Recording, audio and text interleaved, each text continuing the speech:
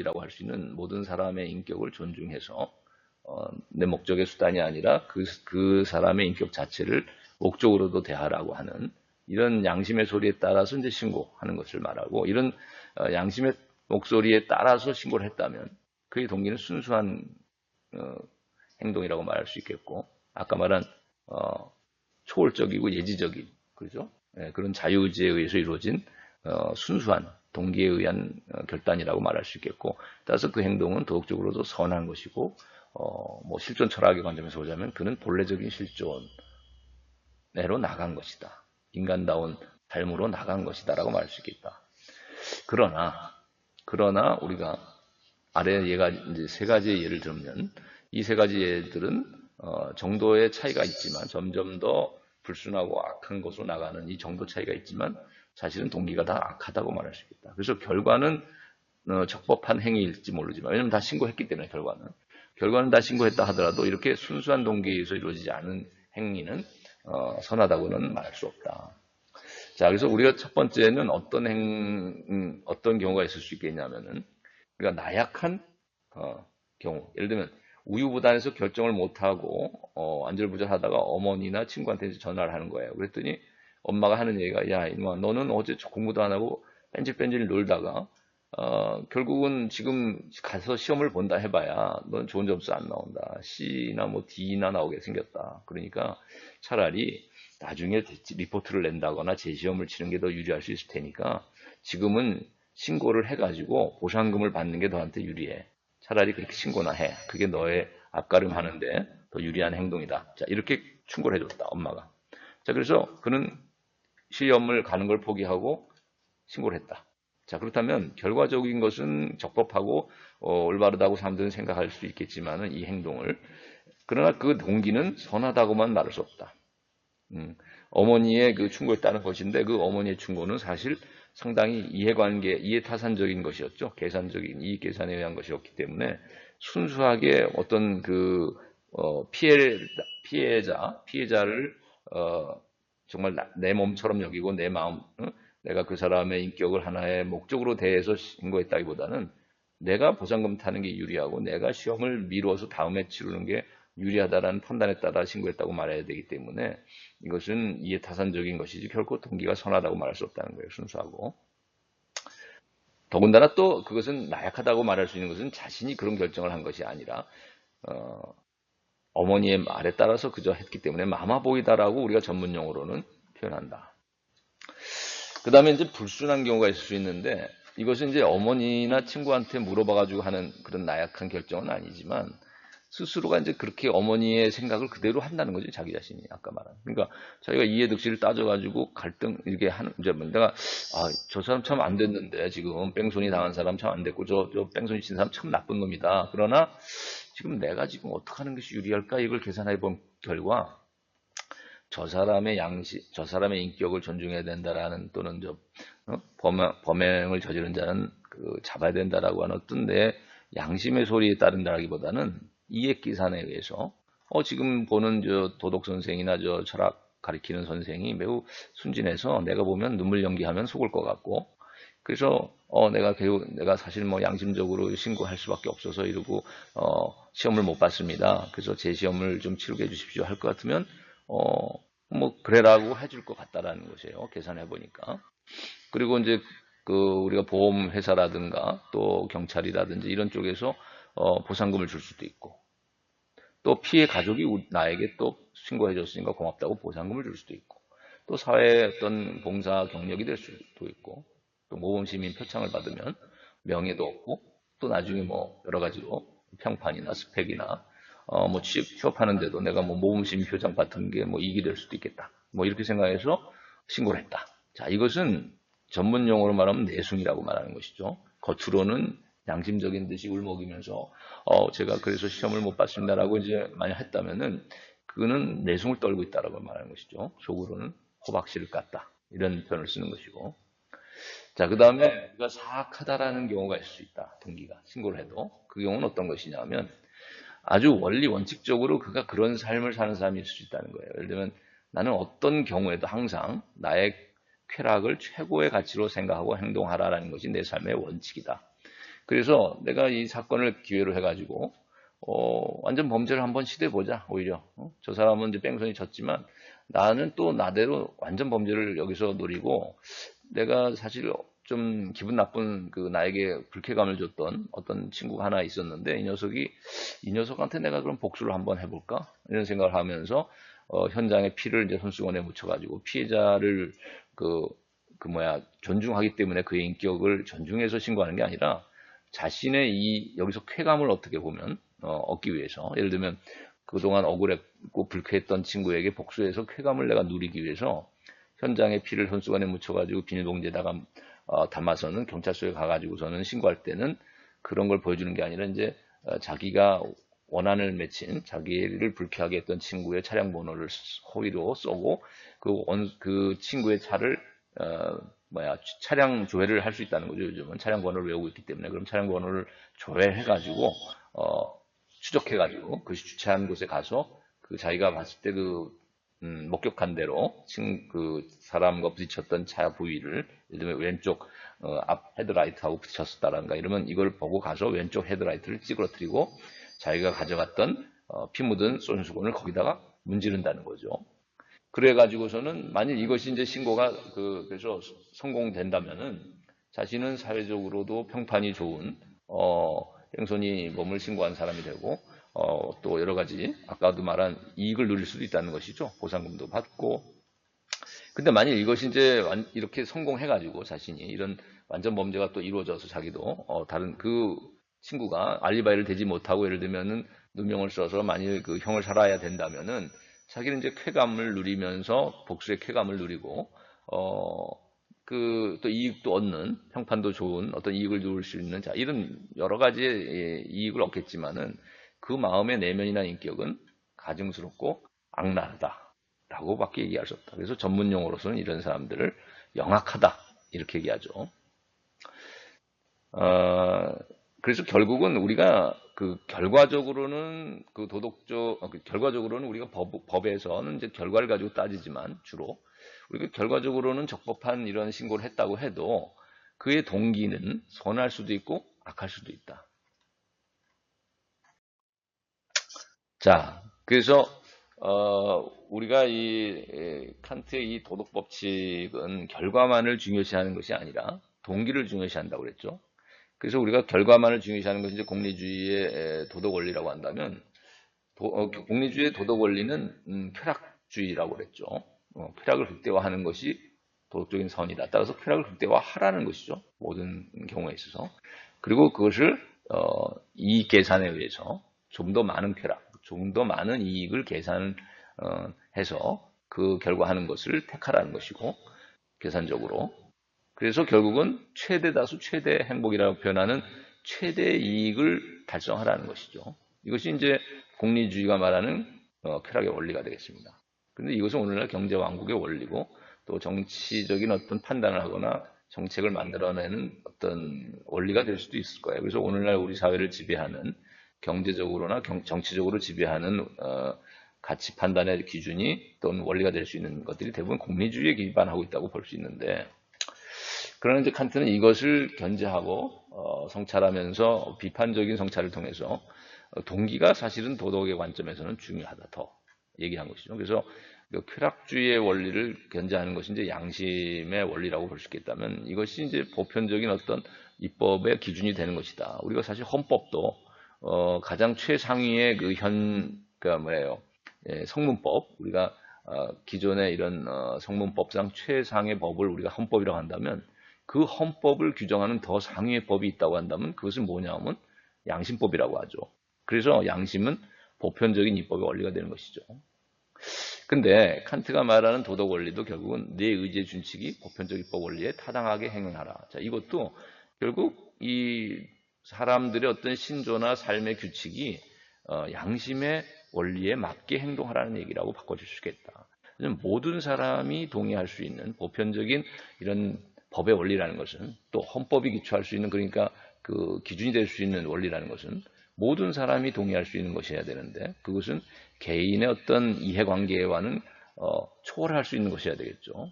모든 사람에게 타당하려면 그렇다면 그것은 모든 사람이 공감할 수 있는 것은 양심적인 것일 수밖에 없겠다.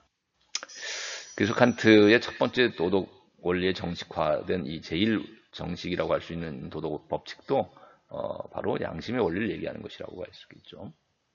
그래서 두 번째는 이제 그 공리주의가 이익 계산을 통해서 이것을 접근하는 데 반해서 결과로서의 최대 이익을, 칸트는 인격이라는 가치를 중요시했다고 해야 되죠. 그러니까 계산을 한다는 것은 사실 가격 가치를 중시한다는 얘기거든요. 상대가 될 수 있는 계산되는 내용들은 다 가격을 매겨질 수 있는 것이니까. 그래서 쾌락도 가격을 매길 수 있게 되는 것이 있는데, 그러나 인격은 아까도 말했지만 존엄한 가치를 갖는 인격은 고유한 것이지 결코 대체 불가능하기 때문에 가격을 매겨서 상대가 될 수 있는 것이 아니라는 거예요.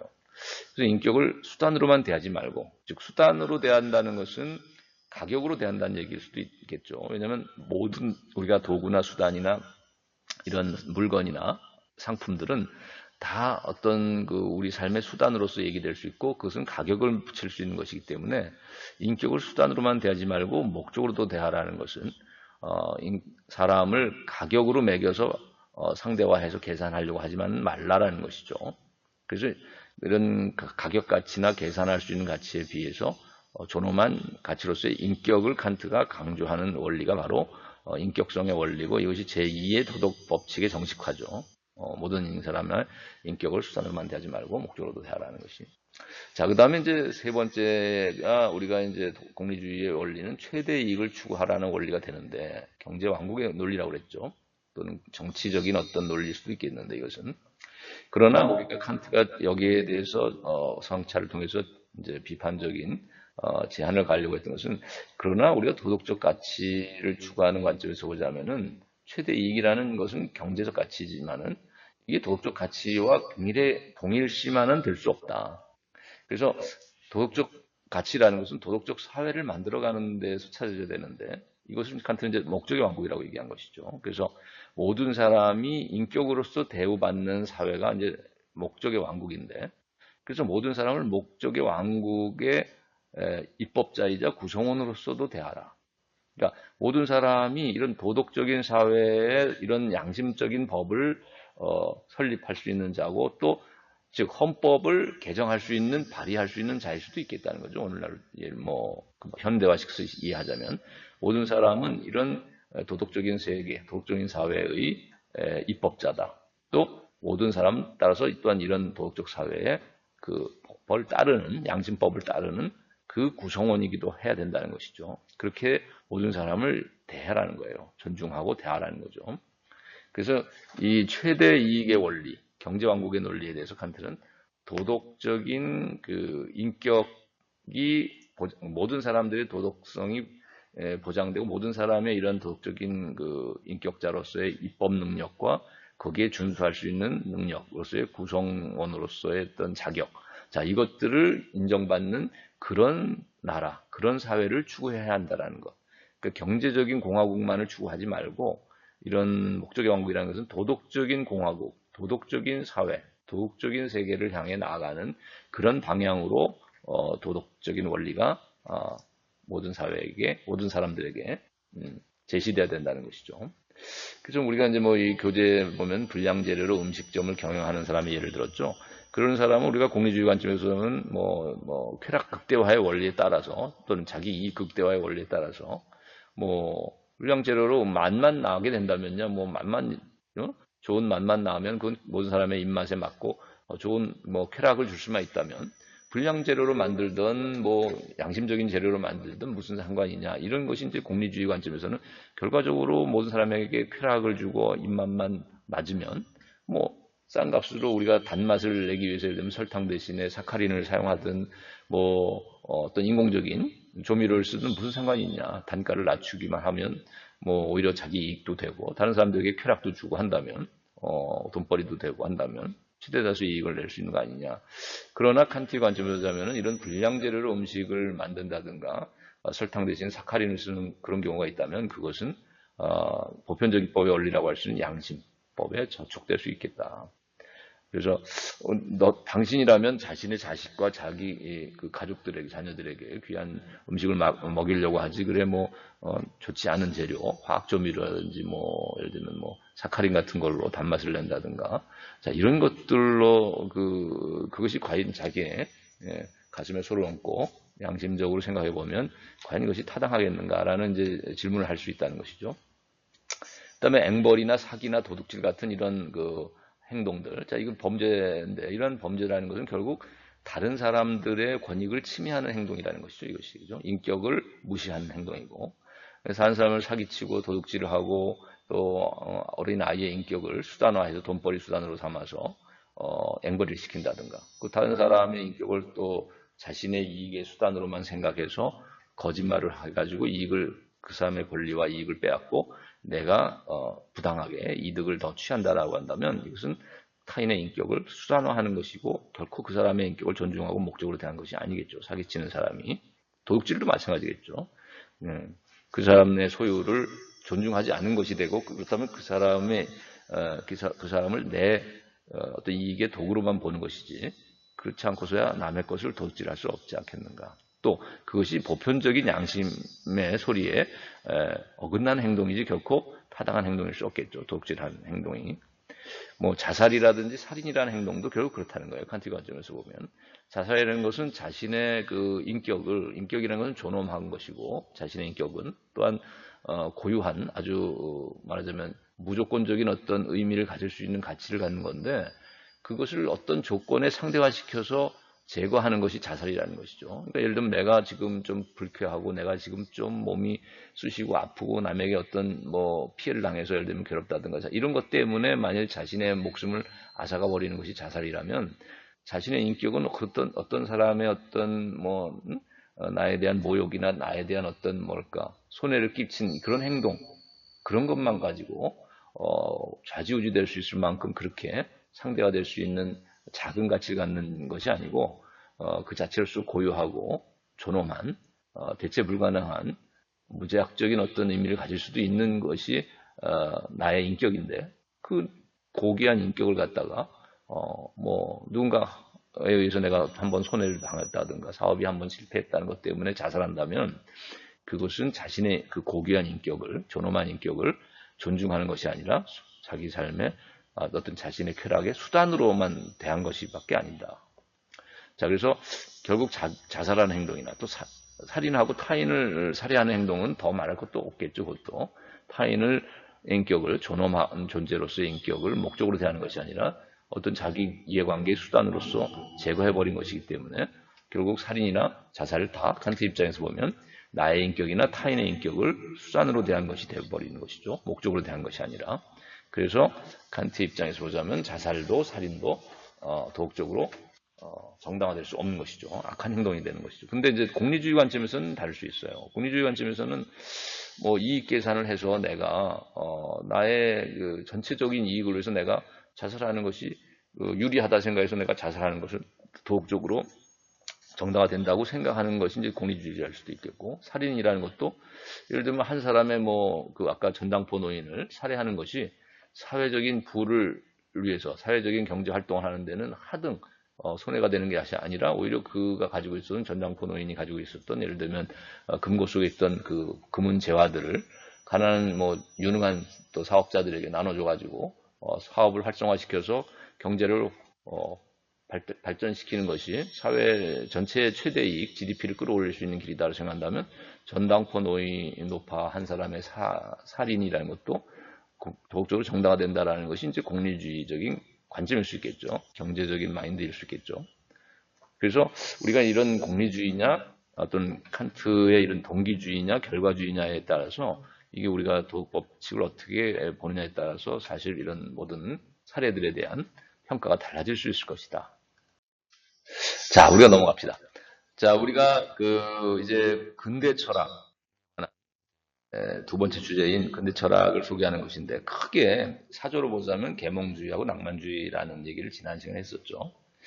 그래서 우리가 이 계몽주의와 낭만주의의 특징을 아주 한 줄 요약을 해버리면은, 쉽게 이야기하면, 비유를 들자면, 계몽주의는 인간의 몸을 비유하자면, 몸으로, 인간의 신체 중에서는 머리를 강조하는 게 계몽주의라면 낭만주의는 가슴을 강조한다. 그래서 내가 그런 퀴즈를 낸 적이 있었던 것 같아요. 넌센스 중에서 우리가 퀴즈 중에 가장 먼 여행은 뭐라고 그랬죠? 머리에서 가슴으로의 여행이다. 그러니까 우리가 철학으로 보자면 계몽주의자가 낭만주의자가 되는 것은 아주 힘든 것이다. 라는 것을 아마 거기서는 은유적으로 표현한 것 같아요. 그래서 우리가 이제 신체 비유하자면 머리에 해당하는 것이 이제 우리의 마음에서는 이제 이성이라는 것이죠. 특히 계몽주의자들은 이제 이성주의자하고 경험주의자로 나눠지는데, 그러나 다 공통적인 것은 뭐냐면 지식, 그걸 머리가 우리가 대변하는 것이 그거잖아요. 우리가 아는 거. 자, 그래서 우리가 어떤 알에 치우쳐 있다는 거예요. 계몽주의자들은. 그게 뭐 이성적인 계산이나 수학적인 알미든 아니면 감각적인 귀납적인 알미든 결국 실험 관찰적인 알미든 결국 과학적인 지식하고 연결고리가 다 있다는 거예요. 계몽주의자는. 그래서 머리로서 특징 지을 수 있고, 그 다음에 이제 우리가 가슴이라는 그 낭만주의자를 몸의 가슴에 비유했는데, 이것은 인간의 정의적인 요소를 중요시했다는 것이죠. 뭐 사랑이라고 하든지 어떤 선한 의지, 결단 이런 것들을 중요시했단 말이죠. 도덕적인. 또 종교적인 체험이라든지. 자, 그래서 체험적이고 의지적인 결단. 이런 것들을 매우 중요시하는 것이 이제 낭만주의다. 그리고 이제 우리가 원리를 가지고 우리가 어떤 논리적인 원리를 가지고 얘기하자면 우리가 형식 논리라고 하는 것은 이제 모순율을 기초로 하는 것인데, 이것은 모순을 배제하는 원리죠. 이 논리는, 형식 논리는 그것이 계몽주의자들이 가지고 있는 논리라는 것이죠. 그래서 예를 들면 무한과 유한은 서로 모순이기 때문에 공존할 수 없는 것이 되고, 따라서 유한한 것을 중요시하는 입장에서는 무한을 배제해버리는 것이죠. 분리시켜서. 자, 이것이 계몽주의자들입니다. 그래서 계몽주의자들의 특징은 우리가 지식으로서 알 수 있는 것들은 개념적인 지식이고, 이런 것들은 과학적인 것은 그래서 개념적인 지식인데, 이것은 매우 유한한 것들에 대한 알미고, 그래서 우리가 뭐 무한이나 절대, 우리가 종교적인 내용들이라든지 무슨 철학적인 사변들은 사실 무한이나 절대나 이런 이상이나 이념을 다루는데 보통 전통적으로 형이상학에서 그것들을 배제시켜버린 것이 이제 계몽주의자였죠. 그래서 과학적 지식은 유한한 개념적인 지식에 국한시켰고, 무한한 것들을, 알 수 없는 것들을 배제시켜버리는 것. 그래서 우리가 유한과 무한을 분리시키는 것. 다른 말로 하면 종교나 어떤 예술이나 철학을 과학적인 알무로부터 분리시켜버린 것이 계몽주의자들의 논리죠. 그건 형식 논리에 기초했다고 봐야 합니다. 그러나 낭만주의자들은 이런 무한한 것을 다루고 있었고, 절대적인 요소들, 진리를 다룬다고 했던 종교나 예술이나 또는 철학적인 사변을 유한한 인간의 지식과 포용시킨 것이죠. 그것을 유한 안에 포함시키고자도 했던 것이에요. 서로 조화시키려고 했다거나 그것들을 종합하려고 했던 것이죠. 이것이 변증법 논리라고 봐야 된다. 그래서 변증법 논리의 원리는 모순을 포함한 논리다라는 것이죠. 그래서 왜냐하면 무한과 유한이라는 것은 결국 이론적으로 보자면 모순적인 것인데, 근데 그러한 이론적인 모순을 인간의 정의적인 인간의 어떤 삶 속에서는 배제할 수만은 없는 것이라는 거예요. 이런 모순이나 갈등이나 이런 이율배반적인 이런 측면들이 인간 삶 안에는 개입되고 인간 삶 안에서 조화되지 못한다면 인간의 삶은 절름발이로 전락할 수 있기 때문에, 그래서 이 낭만주의자들이 중요시하는 논리는 변증법적 논리인데, 이 변증법적 논리라는 것은 모순적인 이런 요소들을, 예를 들면 무한과 유한과 같은 이런 모순적인 요소들을 통합하는 논리다. 배제하지 않는 논리라는 것이죠. 그래서 그런 것들이 이제 예술이나 도덕이나 종교의 강조로 나타나는 것이고, 아까 말한 계몽주의자들은 종교나 도덕이나 어떤 예술 같은 요소들을 배제시킨 채 과학 기술의 발달을 가져왔다는 것이죠. 그러다 보니까 낭만주의자들은 이러한 계몽주의의 발달은 과학 일변도로 나가는 일면성을 갖는 몸이 건조한 문화를 낳았고, 인간 사회에 비인간화를 초래했다라고 지적하면서 비난하면서 이제 반성적인 성찰과 비판을 가하면서 예술을 통한 보완 또는 매개를 통해 예술적인 체험의 매개를 통해서 도덕성이나 어떤 종교적인 이런 진리까지를 어떤 통합적으로 인간 삶 안에 끌어들여서 종합할 수 있는 문화, 그런 것들로 나아가는 것이 인간 사회의 바람직한 문화의 방향이다 이제 보는 것이죠. 그래서 인물로 보자면 데카르트나 베이컨은 각각 이성주의 또는 합리주의와 경험주의를 대표하는 지식인이죠. 지식을 또 다 공통적으로 보자면 과학자들이죠. 수학을 중요시하느냐, 연역적인 방법으로서의 수학을 중요시하느냐, 아니면 귀납적인 방법으로서의 뭐 실증과학을 중요시하느냐 차이는 있지만 둘 다 과학을 중요시하는, 머리를 중요시하는, 지식을 중요시하는 과학자들이고 철학자이자, 이제 칸트는 사실은 계몽주의의 그 끝자락에 나오면서 중심에 있으면서도 낭만주의를 열어놓은 그런 사람이라고 했죠. 그래서 계몽주의와 낭만주의의 공통 요소들을 물론 간직하고는 있지만 낭만주의를 열어놨다는 점에서 우리가 예를 들면 고전파와 낭만파 사이에서 음악의 관점에서 좀 베토벤이 한 역할, 고전파의 양식을 완성하면서도 그가 나인 심포니나 이런 합창교향곡을 통해서나 후기에 그의 현악곡들을 통해서 낭만주의의 그 정서를 예술사조를 열어놨는데, 그래서 뭐 슈베르트나 쇼팽이나 뭐 차이콥스키 같은 이런 낭만주의자들이 이제 나올 수 있는 중요한 포인트, 터닝 포인트를 제공한 것이 베토벤의 음악이었죠. 그런 것처럼 철학에서는 낭만주의 철학이라고 할 수 있는 뭐 피히테, 쉐를링, 헤겔, 쇼펜하워 이런 독일의 낭만주의 시대의 철학자들, 독일의 관념론이라고도 하고 독일의 이상주의라고도 하는 이 낭만주의 시대 독일 철학을 열어놓은 사람이 이제 칸트다. 그래서 우리가 낭만주의 음악을 열어놓은 이제 어떻게 보면 고전파와 낭만파의 중간 매개하면서 낭만파를 열어놓은 창시자가 이제 베토벤이었듯이 음악에서의 베토벤의 역할을 한 것이 철학에서는 칸트다. 그리고 문학에 있어서는 괴테가 그 역할을 했다는 것이죠. 문학에 있어서도 괴테가 고전파의 어떤 소설이나 문학 장르를 중요시한 면도 있지만 그가 역시 젊은 베르테르의 슬픔 같은 낭만주의 문학 작품을 또 열어놓은 사람이고, 그래서 우리가 문학에서의 괴테, 그 다음에 음악에서의 베토벤, 그리고 철학에서의 칸트, 이 세 사람은 독일의 정신을 대표하는 사람이자 계몽 근대를 대표하는 사람이고, 또 독일에 있어서 이 계몽주의 시대와 낭만주의 그 매개가 되면서 다 공통적으로 낭만주의를 창시하거나 열어준, 자, 이런 역할을 했다. 자, 그래서 칸트가 이런 낭만주의 철학을 열어놓은 어찌 보면 시작이 될 수도 있는 사람이 된다. 자, 그래서 계몽주의와 낭만주의를 조금 좀 자세히 세계관과 그 인간관, 그 가치관을 좀 살펴보면, 계몽주의는 우리가 뭐 인간관부터 먼저 여러분이 맨 밑에 한번 쳐다보면 인간의 이론적인 능력을 중요시했죠. 이성 능력이라 하더라도.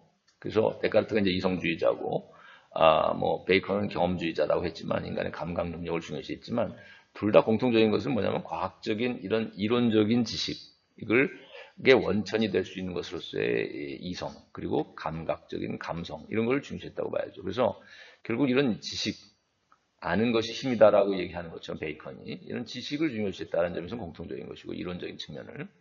그 다음에 이게 아무래도 이런 이성 중심의 또는 지식 위주의 사회라는 것은 고대 헬레니즘에서 보듯이 귀족주의적인 이런 사회였던 것이고, 과거에. 그것은 다 이론적인 능력, 지식인이 지배한 사회는 엘리트 중심의 사회였던 것이죠. 그러다 보니까 귀천을 나누는 이런 계층 질서 하에서 주로 교육을 받은 자와 교육을 받지 못한 자, 지식이 있는 자와 지식이 없는, 지식층과 무식한 사람들로 나눠지는 이런 계층 질서를 이런 엘리트 사회에서는 보이게 되는데, 아무래도 인간에 있어서 이런 인간의 귀천이 지식 유무에 의해서 결정되는 이런 관점을 가지고 있다고 봐야 돼요. 그리고 이제 아까 뭐 데카르트 같은 경우는 이제 인간의 이성이 인간의 감성을 지배해야 한다라는 이런 헬레니즘, 그리스 이래 또 아는 것이 뭐 알면 행한다라고 하는 소크라테스 이래 이런 헬레니즘의 이성 중심의 어떤 인간관을 가지고 있다고 한다면, 우리가 휴մ 같은 사람, 특히 베이컨 이후에 이제 경험주의자 중에 영국의 휴մ 같은 철학자는 인간의 이성도 욕망의 노예고 정욕의 노예다, 이렇게 생각하죠. 그래서 이런 좀 서로 다른 정반대의 어떤 입장을 취하고는 있지만, 그러나 우리가 공통적으로 보자면은 계몽주의 시대 이런 이성주의자들과 경험론자들은 사실은 전통적인 어떤 지식 위주의 이런 지식 중심의 사회라는 그 관점을 어떻게 보면 공통적으로는 가지고 있다고 볼 수 있어요. 그래서 로크라는 사람도 굉장히 인식론을 처음으로 근대적인 인식론을 제시한 사람인데, 로크도 상당히 이제 지식을 중요시하는 사람이고, 베이컨도 마찬가지고, 물론 이제 흉에 가면 이제 회의주의에 도달하긴 하지만, 그래서 이런 지식인이 이제 그 식민지를, 또 이 시대의 공통적인 것은 계몽주의 시대에 이제 말하자면, 식민지 건설이 이루어졌죠. 항해가 이루어지고, 과학혁명 이후 산업혁명, 그리고 그걸 통해서 대항해 시대가 되면서 대륙을 정복하고, 남미, 뭐, 또 아프리카, 그리고 뭐, 아시아까지를 쳐들어가서 결국 유럽인들이 지식인이라고 할 수 있는 거죠. 과학혁명의 세례를 받은 이런 과학적 지식을 가진 미적분을 할 줄 알고 또 뉴턴 물리학에 의해서 삼법칙에 의해서 이 세계를 계산적으로 운동을 설명할 수 있었던 이런 이 만유 인력의 원리로 세계를 설명할 수 있었던 이런 과학적 지식을 가졌던 지식인들이 결국 또 산업혁명을 기회로 해서 결국은 이제 자본주의의 발달을 가져왔는데 이런 과학혁명과 산업혁명을 거친 이런 지식인층 그리고 자본가 계층이 결국 식민지를 건설해서 다른 나라의 유색인종들을 약탈하기도 하고 지배하고 착취하고 정복해 나가는 자 이런 문화들을 낳은 것이 사실은 계몽시대라는 것이죠. 계몽주의 시대인 것이죠. 과학혁명과 산업혁명이 일어났던. 그래서 인간에 있어서 이런 귀천, 지식 위주로. 그래서 이 사람들이 야만인이라고 이제 그 낮게 본 인간 계층을 사실은 그 또 식민지 그 원주민들을 그렇게 비인간적으로 대했던 이유는 지식이 없는 자들을 얕본 것이라고 봐야 되겠죠. 자, 그래서 이제 가치관을 보면 아는 것이 힘이다라는 것이 계몽주의고, 그래서 자연을 지배하는, 자, 이런 그 사회를 낳은 것이 이제, 그 오늘날 과학기술 혁명이다. 그 다음에 이제 이런 그래서 우리가 이 계몽주의자들은 낙관주의자다. 즉, 과학 지식을 통해서 또 정보의 증대를 통해서 유토피아를 낙원, 파라다이스가 이루어질 수 있을 것이다. 그래서 오늘날 뭐 테크노피아 같은 것도 결국은 계몽주의의 연장선인 것이죠. 기술의 진보가 인간을 행복한 나라, 행복한 사회로 만들어갈 수 있을 거라는. 자, 이것이 주지주의, 지적인 지식을 주하는 과학 지식이나 기술을 중요시하는 그리고 낙관주의다라고 볼 수 있는 측면이 있다는 것이죠. 그 다음에 이제 세계관은 그 우주를 기계로 보죠. 그래서 왜 그러냐면 사실 이제 과학의 가장 기초에는 이제 방법으로는 수학이지만 가장 기초 과학은 물리학이잖아요. 그래서 이 물리학이라는 것은 물질 세계를 다루는 것이고 이 물질 세계라는 것은 기계적으로 설명될 수 있는 것이죠. 어떤 살아있는 것, 유기체, 그 다음에 인간의 정신 이런 것들을 다루기 전에 가장 기초 과학은 물리학이기 때문에 그래서 결국은 물리학으로 환원해서 이 모든 살아있는 유기체든 또는 인간의 마음이든 의식의 세계라 할지라도 정신적인 측면이라 할지라도 결국은 이 가장 밑바닥의 층이라고 할 수 있는 이런 물질 세계에 의해 설명하려고 하는 것이 이제 과학의 특징이고 과학주의의 특징이고 그렇다면 이 세계를 물리적인 세계, 즉 기계적으로 설명할 수 있는 것으로서 이해하려고 하는 것이 과학의 세계관이자 오늘 계몽주의 시대, 근대 계몽주의 시대의 대표적인 세계관이다. 그래서 우주는 물질적인 기계로 이루어졌다고 보는 것이죠. 가장 기초에. 그런데 우리가 데카르트를 이제 설명하면서 얘기하겠지만 이 계몽주의 시대는 아직은 이제 철저한 유물론이라고만 하기는 어려운 면도 있었던 것은 물론 유물론도 나오기 시작했지만 그러나 싹은 나왔지만 그러나 아직까지는 전통적인 이런 헬레니즘이 보여줬던 이성 중심의 어떤 인간 정신을 중요시하는 측면과 그 다음에 기계로서 이해되는 이 세계로서의 자연 자, 이 둘을 분리시켜서 이해하는 측면이 있다. 자, 그래서 이것이 이제 이런 이분법적인 세계관이나 이분법적인 어떤 질서로서 세계를 보려고 하는 측면이 있고 결국 이성을 가진 인간이 기계적인 자연을 정복하고 지배하는 것을 이제 정당화했던 것일 수도 있는 것이 계몽주의의 세계관이다. 이렇게 얘기할 수 있을 것 같아요. 그에 반해서 낭만주의의 우리가 그 세계관을 보자면 이 낭만주의는 계몽주의 세계관에 대한 반발로서 나왔다고 그랬죠. 그래서 칸트가 우리가 과학은 진리의 섬나라이다. 진리의 섬에 불과하다라고 이제 칸트가 얘기했다고 했는데 이 과학을 칸트는 그러니까 이런 기계적인 세계로서 세계를 바라보는 이 과학을 궁극적이고도 절대적인 어떤 진리다라고만 보는 것은 아니다라고 봐야 돼요.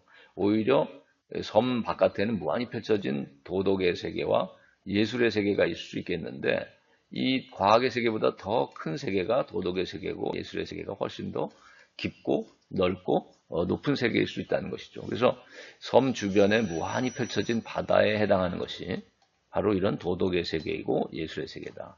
그래서 칸트가 과학이 이 기계로서의 세계를 다룬다고 했을 때 그것은 보이는 현상의 세계를 다룬다고 한다면 과학은 도덕과 예술의 세계를 우리가 바다에 비유했다면 이것은 예지적인 세계다. 이렇게 얘기했다는 거죠. 예지적인 세계다. 예지적인 세계다. 그래서 우리가 이 현상과 현상 세계와 예지 세계의 구별. 이것이 이제 칸트에 있어서는 그 세계관으로 나타나고 있는데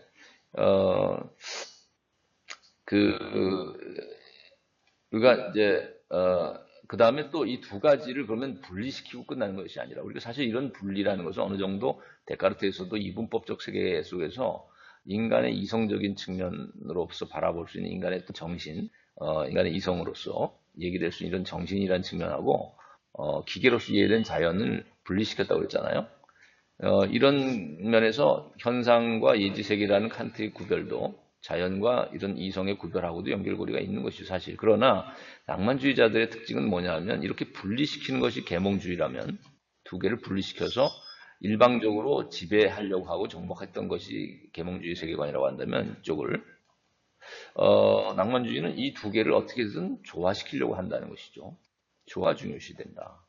조화가 중요한 것으로 여겨지는 것이 낭만주의라는 것이죠. 두 요소를 인간 이성과 자연을 또는 정신과 자연을 또는 예지적인 세계와 칸트가 말하는 현상적인 세계를 살아있는 조화로서 이해하려고 했다. 그러면 이것은 아름다운 연속성 속에서 이해한다는 것은 즉 아름다움의 체험을 통해서 이 두 개를 조화시키려고 했다는 거예요. 아름다운 것으로서. 그래서 그것이 이제 쉘링 같은 예술을 중요시하는 낭만주의를 낳은 것이죠. 그러니까 이건 예를 들면 예지 세계에서 중요한 것이 도덕적인 선이고 예를 들면 또는 종교적인 성이라고 할 수도 있다면 이 현상 세계의 과학에서 중요한 성을 우리가 보통 과학적 진리라고 얘기하잖아요. 근데 이런 요소들과 이러한 요소를 통합한 진정한 궁극적인 진실이라고 할 수 있는 것은 과학적인 진리와 도덕적인 선과 종교적인 성의 세계 이것들을 통합한 절대적인 어떤 그 가치를 갖는 것이 이제 이런 궁극적인 내면의 진실일 수 있겠는데 이런 진실의 세계는 아름다움을 통해 접근할 수 있다는 거예요. 왜냐하면 이것이 두 요소를 통합 예를 들면 섬과 바다를 이렇게 섬과 바다를 통합해서 이해하는 것이 예를 들면 아름다운 풍경화잖아요. 우리가 바다 위에 떠 있는 섬을 어떤 사람이 그렸다고 한다면 미술가가 매우 아름다운 조화로서 그릴 거 아닙니까? 그렇다면 그 아름다움의 체험을 우리에게 주는 것이 바로 절대적인 모든 요소들을 다 조화시킨 진실을 우리에게 보여주는 것이다. 섬만 보여주는 것도 아니고 바다만을 보는 게 아니라 두 가지를 조화시켜서 우리가 아름답게 표현해낸다면 예술가가 그래서 현상의 세계와 보이는 세계와 보이지 않는 이 예적 세계를 아름답게 보여주는 것들이 이제 예술이라는 것이죠. 그러다 보니까 쉘링 같은 사람은 예술이 궁극적인, 절대적인 진실을 드러내는 하나의 매체가 되는 것이죠. 예술이야말로. 그 다음에 칸트 같은 경우는 이제 선의지를 낳는 것이 이성의 사명이라고 했잖아요. 그래서 이런 예지적인 세계가 현상의 세계, 보이는 세계보다 보이지 않는 이 예지적 세계가 훨씬 더 중요한 것이다라고 칸트는 생각했다는 것이죠. 이성의 사명을 여기다 둔다는 것은 현상 세계를 밝히는 데만 둔 것이 아니라 이성의 사명을 과학을 하는 능력에만 둔 것이 아니라 기계적인 세계를 설명하는 것에만 둔 것이 아니라 이성의 사명을 예지적인 세계와 연결고리를 맺는 선한 의지를 통해 결단해 나가는 그래서 예지적 세계에 참여하는 것에 있다라고 했다면 칸트가 이제 이 현상의 세계 섬보다 훨씬 더 바다를 중요시했다고도 볼 수 있다는 것이에요. 그리고 이제 아름다움이 그것을 매개하고 조화시킬 수 있다라고 해서 칸트도 판단력 비판을 썼는데 그 측면을 이제 계승했던 것이 이제 판단 비판 측면을 매우 더 강조해서 갱소했던 것이 쉘링의 낭만주의 철학이고 예술적인 미적 체험을 통해서 절대적 진실이 드러날 수 있다라고 생각했다는 것이죠. 이 두 개가 조화된. 자, 그래서 이 가치관에서 보자면 이 과학적 진리보다 더 중요시했던 것이 어떻게 보면 도덕적 선이고 또 예술적인 미이다. 아름다움과 숭고함의 체험이다. 그래서 과학을 중요시하는 것이라고 한다면 계몽주의가 낭만주의는 도덕이나 예술이나 종교를 사실 어떻게 보면 더 우위에 놓고 있다는 것이죠. 그래서 주지주의라기보다는 주의주의고 주정주의 이런 요소를 얘기한다. 정의적인 요소를 강조했다는 것이죠. 그 다음에 인간관을 보게 되면 여기서는 이제 이론적이고 지식 위주의 엘리트 중심의 지식인 위주의 사회를 중시했다면 여기서는 인간의 결단, 양심적인 자유의지를 가지고 양심의 자유에 따른 이런 결단을 중요시한 것이고 그 다음에 최고의 것은 또 사랑이라는 이런 인간의 어떤 정서로서도 접근 가능한 이런 덕목을 굉장히 중시했다는 거죠. 사랑이라는 것을. 자유와 사랑 이런 것들이 훨씬 중요시됐다는 거죠. 어떤 지식보다도 이론적인 이성보다도 자유의지와 사랑 이런 정서적인 또 의지적인 요소를 굉장히 중시했던 것이 낭만주의다. 또 상상력이 이제 중시된다는 거죠. 지식의 어떤 개념의 능력, 개념적인 사고보다도 어떤 상상력이 중요시되고 어떤 창조할 수 있고 예술적인 이런 창조력, 그다음에 매개의 능력 이런 조안의 능력, 이 모순적인 두 요소를 조화시킬 수 있는 힘. 자, 이런 것으로서 상상력이 또 중요시됐다는 거죠. 예술적인 능력이. 네, 그래서 자유, 그 다음에 사랑, 그 다음에 이런 것들을 조화시키는 것으로서 어떤 평등. 자, 그래서 어떤 분리, 이제 이분법, 이런 분리를 극복해서 모순과 분리라는 이런 것이 이제 계몽주의에서는 특징적인 것인데, 그러니까 모순적인 요소를 분리시켜 버리죠. 계몽주의는. 그래서 한쪽이 한쪽을 일방적으로 정복해 버린다든가 이런데 여기서는 이제 이런 것들을 어떻게 보면 화해시키고 조화시키고 일치시키느냐 이런 것들이 이 분리적이고 모순적인 요소들을 극복해서 일치시키려고 하는 이런 노력이 이제 낭만주의에서는 두드러지는 것이다 이렇게 얘기할 수 있겠습니다.